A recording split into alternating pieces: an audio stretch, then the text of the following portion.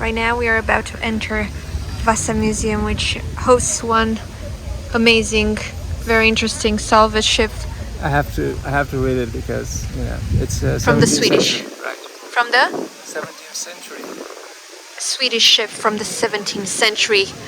They wanted to fight the Danish, probably the Norwegians and all the other enemies, and then what happened? They didn't build it too good because it sunk on its first voyage, so it's really... Yes, but today they have a museum for it. It's a monument to failure, to colossal failure.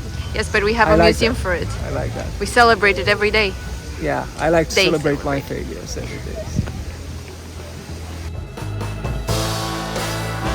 Is this it?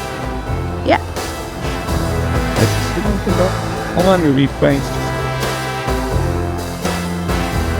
Welcome to the Vasa Museum, home to Sweden's most spectacular and most embarrassing naval achievement. This is the Vasa, the pride of the Swedish Navy.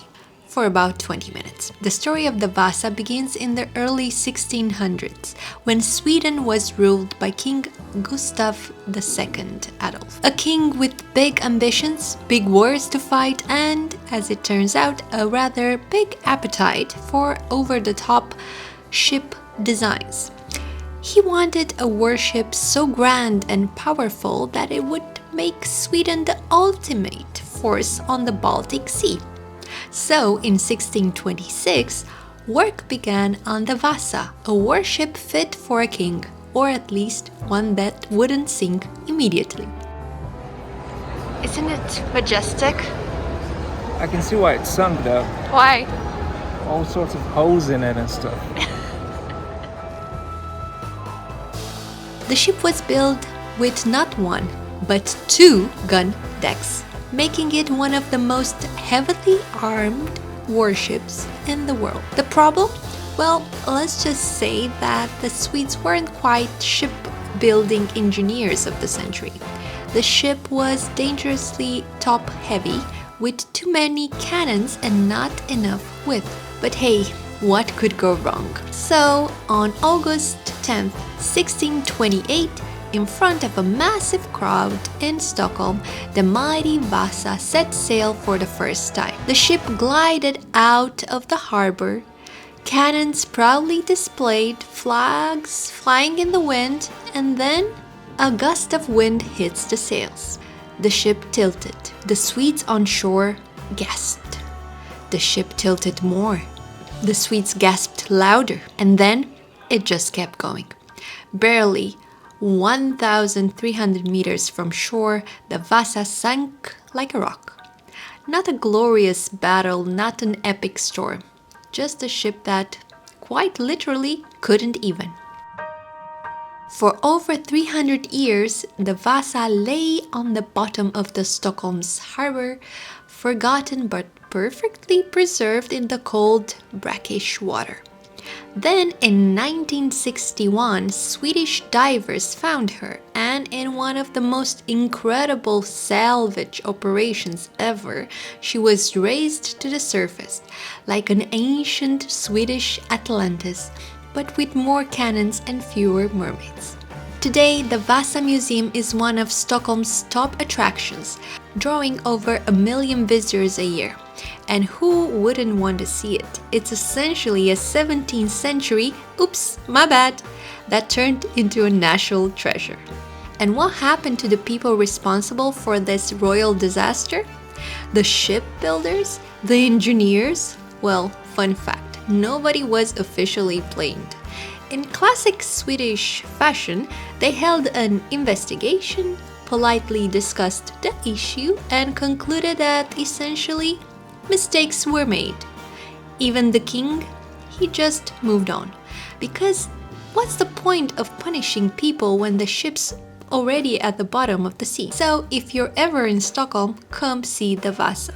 It's a reminder that even the biggest failures can become iconic in the end. After all, if Sweden can turn a national embarrassment into one of the world's greatest museums, maybe there's hope for all of us.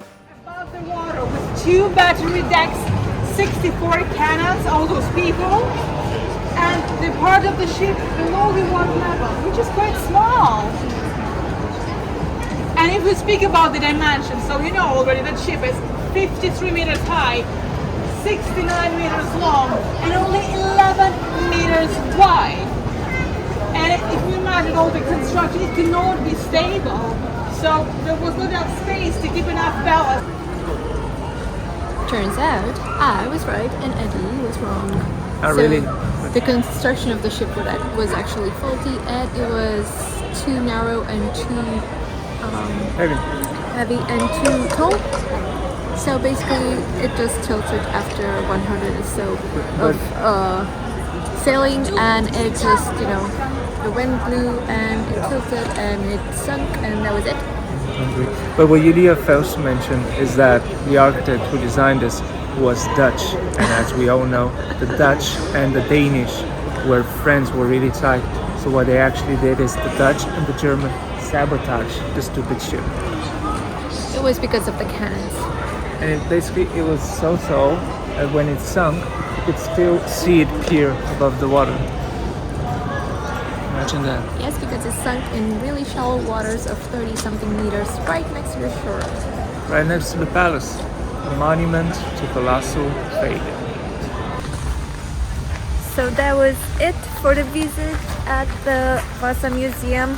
It's actually an almost 500-year-old ship, and it's the oldest of its kind, like regarding the size and everything. And it's quite impressive, and you should go there, reserve at least 2 hours to visit the museum. Don't miss the guide. There's a free guide every 30 minutes in English, and also film. The last one is at 5. And yeah.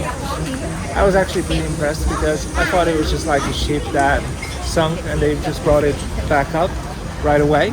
It just didn't occur to me that you couldn't do that because it would just melt away during the years. But it's actually one that they brought up during the 50s, and they just rebuilt piece by piece, and they're really struggling to kind of keep it in tip-top condition because eventually obviously it's going to rot away. Because it's made out of oak That's been sitting at the bottom of the sea 333 years. Yeah. So it is impressive in that sense. So it's a ship from 1628. It's like Jack Sparrow size. It's like It's really cool. You should check it out. We're in Stockholm. So thank you for watching for our visit at Vasa Museum, and see you next time. Let's go eat a sandwich.